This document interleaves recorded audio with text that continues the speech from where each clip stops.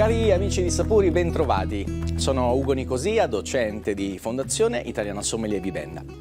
Nel nostro consueto giro vinicolo siciliano oggi vi porto in una terra meravigliosa. Siamo a Marsala, nell'estremo lembo occidentale della nostra isola, dove c'è una storia millenaria sia di produzione del sale che ovviamente anche del vino. Oggi vi parlo di Baglio Oro. È una storia nata nel 1928 con la nascita di Giuseppe Laudicina, Don Pino.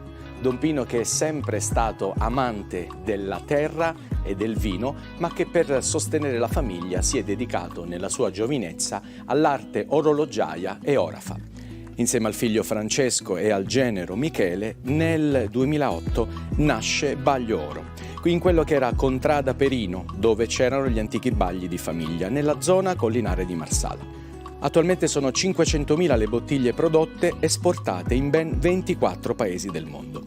100 ettari di vigneto dove si è trovato un equilibrio straordinario tra i vitigni autoctoni, il Grillo, lo Zibibbo, il Nero d'Avola e le varietà internazionali come Syrah e Chardonnay.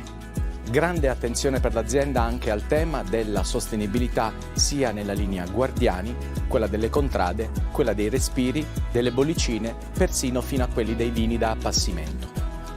Oggi degustiamo insieme Lagunare, un Grillo 100% che viene prodotto nella meravigliosa zona dello Stagnone a Marsala. Quella che degusteremo insieme è un'annata 2023. Questo Lagunare è sicuramente uno dei vini più iconici di Baglio Oro. Viene prodotto con uve Grillo al 100% raccolte manualmente in piccole cassette. Dopo un affinamento sulle fece nobili, continua ad evolvere nell'acciaio e poi in bottiglia. Si presenta di un luminosissimo colore giallo paglierino brillante, quasi accecante. Il naso riporta immediatamente in quelle zone, con delle note salmastre che sono assolutamente protagoniste, insieme a delle bellissime note iodate e dei profumi di fiori bianchi. Molto interessante anche la parte fruttata. Il sorso è veramente rinfrescante, con una parte acidula che rinfresca il palato e una lunghissima persistenza.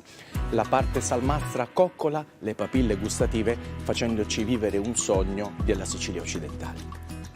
È un vino straordinario da solo, ma perfetto in abbinamento con il pesce, fritto, crudo, al forno, con i formaggi freschi. Ottimo compagno persino con un bellissimo tramonto marsalese. E come diceva Goethe, la vita è troppo breve per bere vini mediocri.